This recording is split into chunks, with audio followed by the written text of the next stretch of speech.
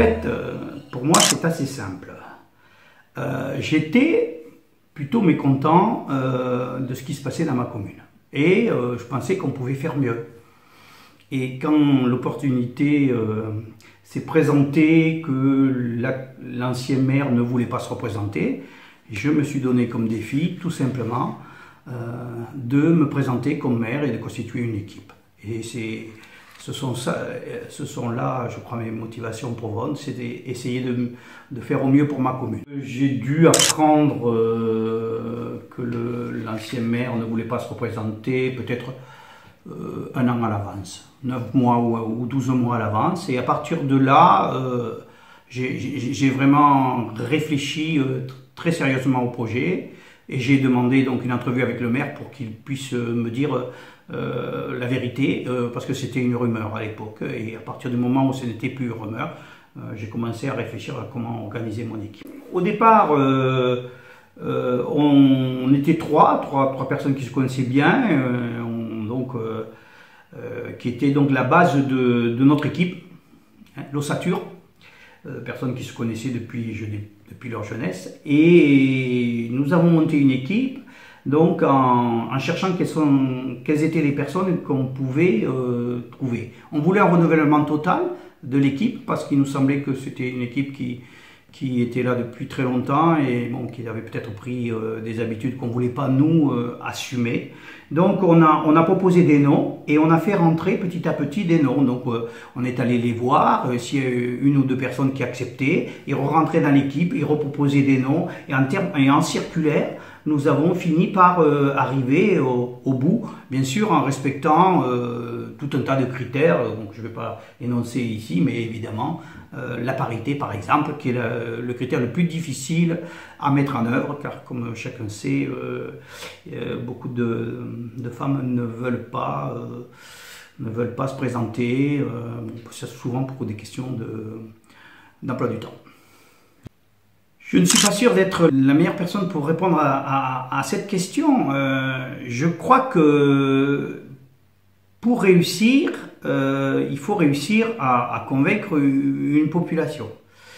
En ce qui me concerne, j'avais à la fois un atout et un inconvénient. J'étais natif de la commune, c'est un atout. Et un gros inconvénient, c'est que j'étais parti à l'étranger. Donc on me considérait comme un étranger qui était de... Donc c'était ça. Maintenant, les atouts pour se faire élire, je crois, c'est qu'il faut être crédible. Il faut que la population croit en votre capacité de mener un projet, d'être disponible. Une fois que bon, l'équipe a été, disons, constituée, bon, nous avons bien sûr... communiquer. Bon, la première communication était bien sûr de pouvoir paraître sur le journal. Donc il faut interpeller les journaux pour qu'ils acceptent de faire paraître un message avec l'équipe. Là c'est vraiment le moment où là toute la commune se met à vraiment prendre au sérieux votre candidature. Et ensuite, bien sûr, comme tout le monde, bien, il faut aller et démarcher. Et quand c'est le cas d'une petite commune, peut-être dans une grande c'est aussi vrai, il faut aller chez tout le monde. Donc dans une petite commune, on essaye d'aller chez tout le monde. Pas y aller trop tôt parce qu'après ils vous oublient, mais y aller et essayer de les convaincre. Alors si vous n'avez pas d'adversaire, c'est plus simple. Dans certaines communes, quand on n'a pas d'adversaire, bien sûr, on se bat que contre soi-même. Donc... mais quand on a des adversaires, faire attention quand même que c'est le dernier qui passe qui a souvent raison. Pour ce qui est des petites communes, le financement est à la charge des gens qui se présentent. Donc le budget était un budget photocopie, on n'est pas ambitieux, on fait soi-même les documents, on les édite, on les photocopie, on les distribue. On emploie très peu de timbres parce que on distribue en porte-à-porte, donc on minimise les frais. De mémoire, les frais de notre campagne, bon, que j'ai assumé, n'étaient pas élevés, je dirais moins de 500 € en tous les cas, de mémoire. Alors, en ce qui nous concerne, on a beaucoup discuté de ça. Et il me semblait important effectivement de savoir qui était au moins le premier adjoint, parce que c'est très important. Autant les personnes bon, ne veulent peut-être pas savoir vraiment quelle est la répartition des rôles, puisqu'elle est pas, on n'est pas sûr d'être élu non plus, mais les gens sont très sensibles à avoir par exemple une personne premier adjoint qui présente bien, et d'autant plus dans mon cas, c'était important puisque j'étais pas présent tous les jours sur place.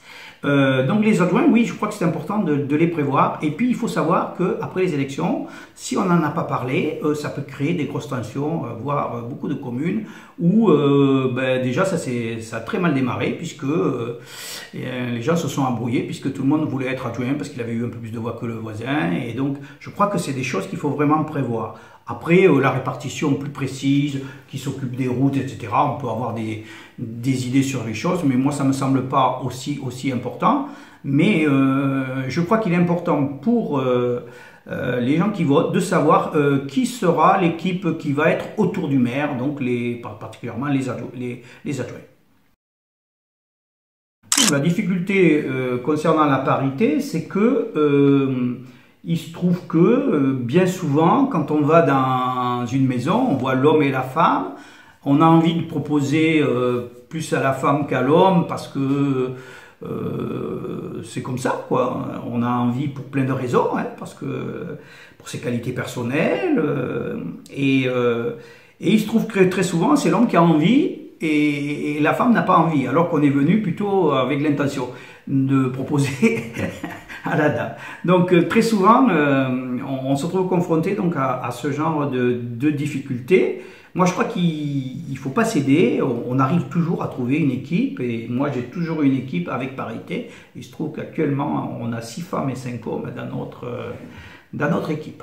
Et il faut savoir que l'avantage des femmes, c'est que dans les communes rurales, et je suis prêt à en faire la démonstration statistique, les femmes sont plus facilement élues que les hommes. Elles ont toujours plus de voix parce que justement, les gens savent que c'est plus difficile d'avoir acceptation d'une femme de prendre la responsabilité de conseil municipal, dans un conseil municipal. Donc, ne jamais oublier la parité.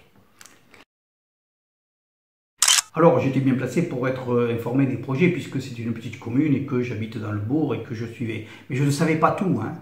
Bon, j'ai essayé de venir à la mairie et normalement, dans une mairie, on doit vous présenter les comptes rendus des conseillers municipaux. Il se trouve qu'on ne les trouve pas dans la plupart des cas, ou parfois du moins, enfin, ça peut arriver. Donc pour moi, ça n'a pas été possible. Mais je crois que la chose la plus importante, c'est de s'intéresser à la vie de la commune. S'intéresser à la vie de la commune, ça veut dire participer aux associations. Déjà, on sait exactement ce qui se passe. Et puis aussi participer aux conseils municipaux. Moi, je conseille vivement aux gens qui veulent s'engager, déjà de venir voir la température, l'ambiance, les choses dont on discute dans un conseil municipal. Je crois que c'est le meilleur moyen pour tremper dedans. Ensuite, les comptes rendus de séance, c'est important aussi à lire. Dans notre commune, nous avons décidé de les diffuser par voie de mail à tous ceux qui les veulent. Et donc, ça permet donc à toute la commune d'être au courant de ce qui se passe. Malheureusement, ce n'est pas le cas partout. Sûr, tout le monde a toujours un programme. En ce qui nous concerne, effectivement, on avait un programme très précis, très détaillé de mesures que nous voulions mettre en œuvre. Oui. C'était impossible d'avoir un programme chiffré, très sincèrement. Déjà, quand on est aux manettes, c'est compliqué, mais alors là, non, c'était pas possible. C'était plus des intentions que des programmes, déjà pour connaître déjà l'état des finances, estimer les coûts de projet. Non, franchement, là, je dis carrément, c'est de l'ordre de l'impossible. Après, effectivement, si on est trop ambitieux, on va s'en rendre compte quand on sera élu et quand on chiffrera effectivement les choses qu'on veut faire. Donc ça, pour moi, ça ne me paraît pas possible. Mais bon, si on est un petit peu raisonnable, on va bien sentir ce qui est possible et ce qui n'est pas possible. Il faut être ambitieux. Il faut être ambitieux. Je ne suis pas sûr de savoir quels sont les pièges à éviter, mais il y en a beaucoup. Il y en a beaucoup, bien sûr. Moi, j'avais fait une erreur, j'en ai déjà parlé, c'est-à-dire qu'il faut pas y aller trop tôt quand même dans le démarchage, parce que si on a des adversaires, eh bien ils vont reprendre vos arguments à l'envers et pour dire que ce que vous proposez n'est pas bon. Donc il faut arriver donc à les contrer. Pour les contrer, il vaut mieux passer derrière que devant. Ça c'est un premier piège. Bon, maintenant il faut donner l'impression, et pas que donner l'impression, je crois, être une équipe unie et qui veut se battre. Les plus grosses difficultés, moi j'ai fait 2 campagnes, hein, les plus grosses difficultés, je veux dire, c'est qu'à chaque fois peut-être que je pensais que c'était plus facile que... La plus grosse difficulté, c'est que quand on fait le tour, tout le monde vous dit qu'il vous aime bien, et puis en fait quand vous comptez les voix, il y en a beaucoup moins. Donc peut-être qu'il faut faire très attention que... pour s'attendre à ce que le résultat ne soit pas à la hauteur de ses attentes, parce que pratiquement jamais les personnes que vous allez voir sont en opposition franche et directe. Donc faire très attention pour évaluer vos chances.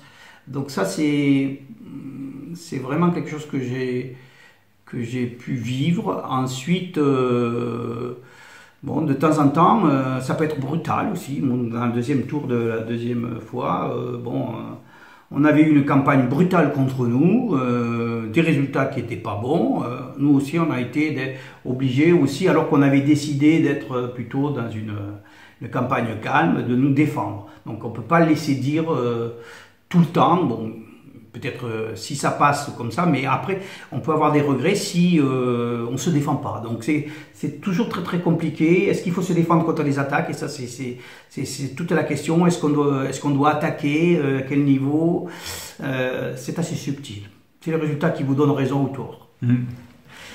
Le premier conseil, donc, c'est s'intéresser aux associations, je l'ai dit. Deuxième conseil, c'est d'aller suivre des conseils municipaux. Troisième conseil, c'est lire des comptes rendus des conseils municipaux.